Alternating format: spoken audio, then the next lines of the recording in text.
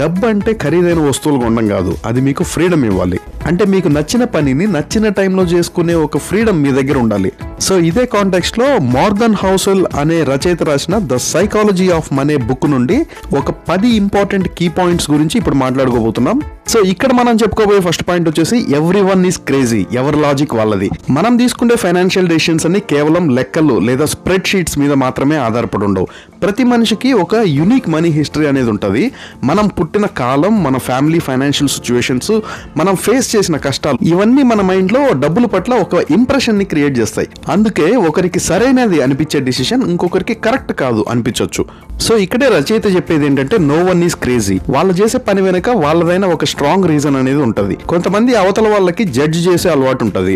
అంటే అతను అన్ని డబ్బులు పెట్టి కారు ఎందుకు కొన్నాడు, లేదా ఆమె అంత డబ్బుని కేవలం సేవింగ్స్ అకౌంట్ లోనే ఎందుకు పెట్టుకునింది, ఇలా జడ్జ్ చేస్తుంటారు. కానీ ఒక్క నిమిషం ఆలోచిస్తే ఆ వ్యక్తికి చిన్నప్పుడు పేదరికాన్ని చూసుంటే అతను పెద్దయ్యాక ప్రతి రూపాయిని చాలా జాగ్రత్తగా సేఫ్ గా దాచుకోవాలని చూస్తాడు. అతని లాజిక్ అతనిది. అలాగే ఇంకొకరు స్టాక్ మార్కెట్ క్రాష్ అయినప్పుడు అతను ఒక పెద్ద మొత్తంలో లాస్ అయి ఉంటే ఇప్పుడు అతనికి ఇన్వెస్ట్మెంట్ అంటేనే భయం వేస్తుంది. సో దీన్ని బట్టి ఏంటంటే ఇప్పుడు మనం తీసుకునే డెసిషన్స్ పాస్ట్ ని బట్టి కూడా డిపెండ్ అయి ఉంటుంది. సో అందుకే మన ఫైనాన్షియల్ జర్నీ వేరే వాళ్ళతో పోల్చుకోకూడదు. మన ఇన్వెస్ట్మెంట్ ప్లాన్ అనేది మన గోల్స్ మరియు మన మెంటల్ పీస్ కి తగ్గట్టుగా ఉండాలి, కానీ పక్క వాడిని చూసి మాత్రం కాపీ కొట్టకూడదు. ఎందుకంటే వాళ్ళ డెసిషన్ అనేది ఇందాక చెప్పుకున్నట్టు చాలా ఫ్యాక్టర్స్ మీద ఆధారపడి ఉంటుంది. సో ఇప్పుడు మనం చెప్పుకోబోయే నెక్స్ట్ పాయింట్ వచ్చేసి లక్ అండ్ రిస్క్. మనం లైఫ్ లో సాధించే ప్రతి సక్సెస్ వెనక కేవలం మన కష్టం మాత్రమే కాదు, మన కంట్రోల్లో లేని లక్ ఫ్యాక్టర్ కూడా ఉంటుంది. అదే టైంలో ఎవరైనా ఫెయిల్ అయినప్పుడు అది కేవలం వాళ్ళ బద్ధకం వల్ల మాత్రమే కాదు, అది వాళ్ళు తీసుకునే రిస్క్ వల్ల కూడా జరిగి ఉండొచ్చు. నిజానికి లక్ మరియు రిస్క్ అనేది ఒకే నాణ్యానికి ఉన్న రెండు పార్శ్వాలు, అంటే 2 sides of the same coin. And these 2 are the powerful forces that can change your plans. మనం ఎవరైనా సక్సెస్ఫుల్ పర్సన్ ని చూసినప్పుడు కేవలం వాళ్ళ హార్డ్ వర్క్ ని మాత్రమే పొగుడుతాం. ఖచ్చితంగా వాళ్ళ హార్డ్ వర్క్ ముఖ్యం, కానీ వాళ్ళ సక్సెస్ వెనక right place at the right time అనే ఒక లక్ ఫ్యాక్టర్ కూడా ఉంటుంది. అది మనం ఒప్పుకోవాలి. దీనికే ఆపోజిట్ ఏంటంటే ఎవరైనా ఒక బిజినెస్ స్టార్ట్ చేసి అది ఫెయిల్ అయితే వెంటనే వాళ్ళని కొంతమంది వీడికి టాలెంట్ లేదురా అని చెప్పి జడ్జ్ చేస్తుంటారు. ఎందుకంటే రిస్క్ అనేది ఎప్పుడు ఉంటుంది. మనం అన్ని కరెక్ట్ గా చేసినా సరే రిజల్ట్ ఒక్కొక్కసారి మనకి ఆపోజిట్ గా రావచ్చు. కాబట్టి సక్సెస్ ని చూసి గర్వపడకూడదు, ఫెయిల్యూర్ ని చూసి కుంగిపోకూడదు. అందుకే ఇక్కడ రచయిత చెప్పేది ఏంటంటే సక్సెస్ వచ్చినప్పుడు హంబుల్ గా ఉండాలి, ఎందుకంటే అందులో అదృష్టం కూడా ఉండొచ్చు. అలాగే మీరు ఫెయిల్ అయినప్పుడు మిమ్మల్ని మీరు ఎక్కువగా బ్లేమ్ చేసుకోకూడదు. రిస్క్ తీసుకోవడం అనేది మీ లైఫ్ లో ఒక భాగం అని మాత్రమే గుర్తించాలా. సో ఇక్కడ థర్డ్ పాయింట్ వచ్చేసి నెవర్ ఇనఫ్, చాలు అనిపించని ఆశ. మనం లైఫ్లో చేసే బిగ్గెస్ట్ మిస్టేక్ ఏంటంటే మనం అనుకున్న గోల్ రీచ్ అయ్యాక కూడా పక్క వాళ్ళని చూసి మన ఫైనాన్షియల్ గోల్స్ని మారుస్తూనే ఉంటాం. డబ్బు సంపాదించడం అనేది ఒక మత్తు లాంటిది. అది ఎంత ఉన్నా కూడా ఇంకా కావాలని అనిపిస్తూనే ఉంటుంది. కానీ మనకి ఎక్కడ ఆపాలో తెలియకపోతే మన దగ్గర లేని దానికోసం కష్టపడుతూ ఆల్రెడీ మన దగ్గర ఉన్న విలువైన వాటిని, అంటే ఫ్యామిలీని, హెల్త్ని, పీస్ని రిస్క్లో పెడుతుంటాం. సో ఇక్కడ రచయిత ఏం చెప్తున్నారంటే enough is not two little. అంటే చాలు అనే ఆశని కంట్రోల్ చేసుకోవడం అనేది తక్కువ సంపాదించడం కాదు, అది మీ మైండ్ఫుల్నెస్ ని అండ్ అవేర్నెస్ ని పెంచుకోవడం. సో మీరు ఇక్కడ అర్థం చేసుకోవాల్సిన పాయింట్ ఏంటంటే మీ ఫైనాన్షియల్ గోల్స్ అనేటివి మీ సంతోషం కోసం ఉండాలి, కానీ పక్క వాళ్ళకి చూపించడానికి అయితే కాదు. సో మీరు మీ లైఫ్ లో మెంటల్ పీస్ తో ఉండాలంటే ఫైనాన్షియల్ గా మీ దగ్గర ఎంత అమౌంట్ మీ దగ్గర ఉండాలనేది మీరు ఒక క్లారిటీ అయితే తెచ్చుకోవాలా. ఇప్పుడు నెక్స్ట్ పాయింట్ వచ్చేసి కాంపౌండింగ్ ఎఫెక్ట్. కాంపౌండింగ్ అనేది ఒక ఎక్సలెంట్ కాన్సెప్ట్, కానీ ఇక్కడ ప్రాబ్లం ఏంటంటే దాని రిజల్ట్ అనేది వెంటనే కంటికి కనిపించదు. దీని అసలైన పవర్ టైంలో ఉంటదన్నమాట. చాలా మంది ఇన్వెస్ట్మెంట్ పెట్టి దానికి భారీ రిటర్న్స్ కోసం వెతుకుతుంటారు, కానీ అది ముఖ్యం కాదు. తక్కువ రిటర్న్స్ వచ్చినా సరే ఎక్కువ కాలం ఆ డబ్బుని కదపకుండా ఉంచితే అది ఊహించని విధంగా పెరుగుతుంది. వారన్ బఫెట్ తెలుసు కదా, సక్సెస్ లో ఆయన తెలివితేటల కంటే ఆయన పెట్టిన టైంకే ఎక్కువ క్రెడిట్ ఇవ్వాలా. ఆయన ఏంటంటే 10వ సంవత్సరంలో ఉన్నప్పుడు ఇన్వెస్ట్మెంట్ మొదలుపెట్టి 90 ఏళ్ళు దాటినా కూడా ఇంకా కంటిన్యూ చేస్తున్నాడు. ఆయనకున్న తన ఓపికే తనని one of the world's best investor గా నిలబెట్టింది. చాలా మందికి ఇన్వెస్ట్మెంట్ గురించి అవగాహన లేక షార్ట్ కట్ లేదా క్విక్ రిజల్ట్స్ కోసం ఎదురు చూస్తూ ఉంటాం, కానీ నిజమైన వెల్త్ అలా క్రియేట్ అవ్వదు. సపోజ్ ఒక చెట్టు నాటినప్పుడు మొదటి కొన్ని నెలలు లేదా కొన్ని సంవత్సరాలు అది అసలు పెరిగినట్టుగానే అనిపించదు, కానీ ఒక్కసారి వేర్లు లోపలికి బలంగా వెళ్ళాక అది అమాంతం పెరిగి పెద్ద వృక్షం అవుతుంది.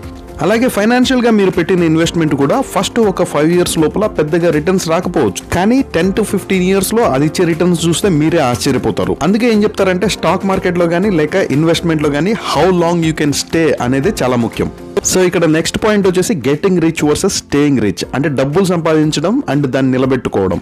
ఇక్కడ సంపాదించడం ఒక ఎత్తు అయితే ఆ డబ్బుని మీ దగ్గర నిలబెట్టుకోవడం అనేది ఇంకొక ఎత్తు. ఈ రెండు ఏంటంటే 2 డిఫరెంట్ స్కిల్స్. డబ్బు సంపాదించే మీరు రిస్క్ తీసుకోవాలి, ధైర్యంగా అడుగులు వేయాలి మరియు ఆప్టిమిస్టిక్ గా ఉండాలి. కానీ సంపాదించిన డబ్బుని కాపాడుకోవాలనుకుంటే మాత్రం అనుకు అనేది ఉండాలి, హ్యూమిలిటీ అనేది ఉండాలి, కొంచెం భయము మరియు క్రమశిక్షణ కూడా ఉండాలి. మీరు కొంతమందిని చూసే ఉంటారు, వాళ్ళు ఎంత ఫాస్ట్గా సంపాదిస్తారో వాళ్ళు అంతే ఫాస్ట్గా ఖర్చు పెట్టేస్తారు లేదా ఏదో ఒక రకంగా పోగొట్టుకుంటారు. దానికి మెయిన్ రీజన్ ఏంటంటే డబ్బులు సంపాదిస్తారు కానీ దాన్ని మెయింటైన్ చేయడానికి కావాల్సిన స్కిల్ డెవలప్ చేసుకోరు. చాలా మంది సక్సెస్ అవ్వగానే నాకు ఇంకా తిరుగులేదని చాలా అతిగా ఖర్చు చేయడం మొదలు పెడతారు. కానీ గుర్తుపెట్టుకోవాల్సింది ఏంటంటే ఏ టైంలో అయినా పరిస్థితులు చేంజ్ అవ్వచ్చు. రేపు పొద్దున్నే స్టాక్ మార్కెట్ పడిపోవచ్చు లేదా ఏదైనా ఎమర్జెన్సీ రావచ్చు. అందుకే ఎంత సంపాదించినా సరే మీ ఖర్చుల మీద మీ కంట్రోల్ లేకపోతే మీరు ఒక వెల్దీ పర్సన్గా మిగలలేరు. సో ఇక్కడే రచయిత ఏం చెప్తున్నారంటే డబ్బులు సంపాదించినప్పుడు గర్వాన్ని తలకెక్కించుకోకూడదు. మీరు ఎంత సంపాదించినా సరే రేపటి కోసం మాత్రం కొంత పొదుపు అయితే చేసుకోవాలి. Survival is the key. మీరు ధనవంతులుగా మారడం ముఖ్యం కాదు, ధనవంతులుగా ఉండడం ముఖ్యం. ఇప్పుడు నెక్స్ట్ పాయింట్ వచ్చేసి టైల్స్ యూ విన్. అంటే కొన్ని విజయాలు చాలు. ఫర్ ఎగ్జాంపుల్ బిజినెస్ లో కానీ ఇన్వెస్ట్మెంట్ లో కానీ మనం తీసుకునే ప్రతి డెసిషన్ 100% కరెక్ట్ అవ్వాల్సిన అవసరం లేదు. ఒక పెద్ద రిజల్ట్ రావడానికి మనం చేసే పనుల్లో ఒక 90% ఫెయిల్ అయినా పర్వాలేదు. ఇక్కడ సక్సెస్ అనేది కేవలం కొన్ని టైల్ ఈవెంట్స్ మీద మాత్రమే ఆధారపడి ఉంటుంది. అంటే కొన్ని అరుదుగా జరిగే భారీ విజయాలు అన్నమాట. మనం చాలాసార్లు ఓడిపోయినా ఆ ఒక్క పెద్ద విజయం మన జీవితాన్ని మార్చేస్తుంది. స్టాక్ మార్కెట్లో కూడా మీరు 100 కంపెనీలలో ఇన్వెస్ట్ చేసి ఉండొచ్చు, కానీ అందులో 2-3 కంపెనీలు ఇచ్చే భారీ లాభాలే మీ మొత్తం పోర్ట్ఫోలియోని నిలబెడతాయి. అండ్ ఇక్కడ చాలా మంది చేసే ఒక పొరపాటు ఏంటంటే వాళ్ళు తీసుకున్న ఒక ఇన్వెస్ట్మెంట్ డెసిషన్లో ఫెయిల్ అవగానే లేకపోతే ఒక చిన్న బిజినెస్ ఐడియా వర్కౌట్ అవ్వకుండా ఫెయిల్ అవగానే నా పని అయిపోయింది అని భయపడిపోతూ ఉంటారు. కానీ ఒక్కటి గుర్తుపెట్టుకోండి, ప్రపంచంలో సక్సెస్ అయిన ఒక పెద్ద కంపెనీ అయినా సరే ఇలా పైకి వచ్చిందే. ఫర్ ఎగ్జాంపుల్ అమెజాన్ని తీసుకోండి, వాళ్ళు ఎన్నో ఎక్స్పెరిమెంట్స్ చేసినారు కానీ అందులో చాలా ఫెయిల్ అయినాయి. కానీ వాటిలో AWS లేదా ప్రైమ్ లాంటి 1-2 ఐడియాలు క్లిక్ అవడం వల్ల మాత్రమే వాళ్ళు ఈ రోజు ఈ టాప్ పొజిషన్లో ఉన్నారు. అలాగే మీ 10 పనులు చేస్తే అందులో 8 ఫెయిల్ అవ్వచ్చు, కానీ అది నార్మల్. కానీ మిగిలిన 2-3 పనులు ఇచ్చే సక్సెస్ మాత్రమే మీ ఫెయిల్యూర్స్ అన్నింటినీ కనపడకుండా చేస్తుంది. సో చిన్న చిన్న ఓటములకి భయపడగాకండి. ఇప్పుడు మనం మాట్లాడుకోబోయే నెక్స్ట్ పాయింట్ ఫ్రీడమ్. డబ్బు ఇచ్చే అత్యంత గొప్ప విలువ ఖరీదైన వస్తువులు కాదు, అది మనకిచ్చే కంట్రోల్ ఓవర్ టైం. మనం కోరుకున్న పనిని మనకు నచ్చిన టైంలో మనకు నచ్చిన వ్యక్తులతో కలిసి చేసే స్వేచ్ఛ మనకి ఉంటే అదే నిజమైన వెల్త్. మీ దగ్గర ఎన్ని కోట్లున్నా ఉదయం నిద్ర లేవగానే మీకు నచ్చని పనిని బలవంతంగా చేయాల్సి వస్తే మీరు నిజంగా ధనవంతులైతే కాదు. ఇక్కడ డబ్బు అనేది మన జీవితాన్ని మనకు నచ్చినట్టు డిజైన్ చేసుకోవడానికి ఉపయోగపడే ఒక సాధనం మాత్రమే. చాలా మంది ఏం అడుగుతుంటారంటే, బ్రదర్ డబ్బు వల్ల హ్యాపీనెస్ వస్తుందా అని అడుగుతుంటారు.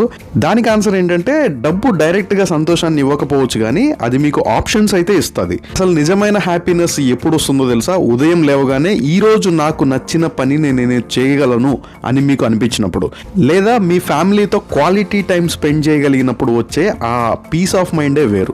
మనం సంపాదించే ప్రతి రూపాయి మనల్ని ఆ స్వేచ్ఛ వైపు తీసుకెళ్ళాలి కానీ మనం డబ్బుకు బానిసలం మాత్రం కాకూడదు. సో డబ్బుతో ఏంటంటే మనం టైం ఫ్రీడమ్ అనేది సాధించుకోవాలి. That is the real purpose of money.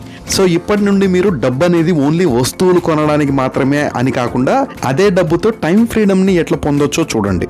So ఇప్పుడు నెక్స్ట్ పాయింట్ వచ్చేసి man in the car paradox. అంటే సింపుల్గా చెప్పాలంటే షో ఆఫ్ చేయొద్దు. మనం ఒక లగ్జరీ కార్ చూసినప్పుడు ఆ కారు నడిపే వ్యక్తి ఎంత గొప్పవాడు అని అనుకునే బదులుగా నేను ఆ కారులో ఉంటే నన్ను జనాలు ఎంత గొప్పగా చూస్తారో కదా అని మన గురించి మనం ఊహించుకుంటుంటాం. దీన్నే man in the car paradox అంటారు. సో రచయిత ఇక్కడ ఏం చెప్పాలనుకుంటున్నారంటే, మీరు ఇతరులను ఇంప్రెస్ చేయడానికి ఖరీదైన వస్తువులు కొంటే అది వర్కౌట్ అవ్వదు. ఎందుకంటే జనాలు మీ వస్తువులు చూసి మురిసిపోతారే తప్ప మీకు దానివల్ల ఎక్కువ గౌరవం వస్తుందని చెప్పి ఊహించుకోవద్దు. నిజమైన గౌరవం ఎక్కడ ఉంటుందంటే మన క్యారెక్టర్లో మాత్రమే ఉంటుంది.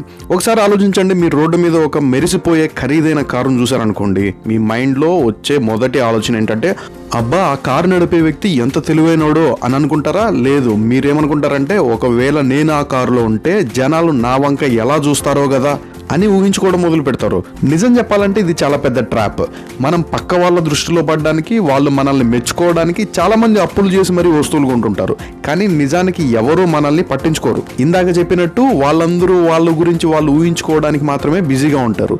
సో వేరే వాళ్ళ అటెన్షన్ కోసం మన కష్టాజీతాన్ని తగలేయకూడదు. స్టేటస్ అనేది కేవలం ఒక భ్రమ మాత్రమే. సో మీరు ఎవరి కోసమో బ్రతకడం మానేయాలి. మీరు కొనే వస్తువు మీకు కంఫర్టబుల్ గా ఉండాలి కానీ పక్కవాడికి చూపించుకోవడానికి, షో ఆఫ్ చేయడానికి అయితే కాదు. Seek respect respect, not attention. మనం ఇప్పుడు మాట్లాడుకోబోయే next point, wealth is what you don't see.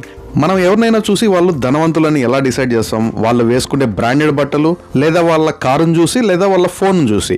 కానీ అది కేవలం ఏంటంటే అది రిచ్నెస్ మాత్రమే. నిజమైన వెల్త్ అనేది మన కంటికి కనిపించదు. అసలు వెల్త్ అంటే ఇంకా మనం ఖర్చు చేయని డబ్బు. మనం ₹1,00,000 పెట్టి ఒక వస్తువును కొంటే మన వెల్త్లో ఆ ₹1,00,000 తగ్గిపోయినట్టే. కాబట్టి ఎవరైనా తమ ఆదాయం కంటే తక్కువ ఖర్చు చేస్తూ ఆ మిగిలిన మొత్తాన్ని ఇన్వెస్ట్ చేస్తారో అలాంటి వాళ్ళే అసలైన wealthy people. So next time మీరు ఎక్కడైనా ఇంకా డబ్బులు పెట్టేటప్పుడు ఆ ఖర్చు అనేది మీకు వెల్త్ను పెంచుతుందా లేదా తగ్గిస్తుందా అని మాత్రమే ఆలోచించండి. సో బయటకి గొప్పలు చెప్పుకోవడం తగ్గించి లోపల మీ నెట్వర్త్ ని పెంచుకోండి. Be rich, don't just look rich. So ఇప్పుడు 10th పాయింట్ వచ్చేసి రూమ్ ఫర్ ఎర్రర్.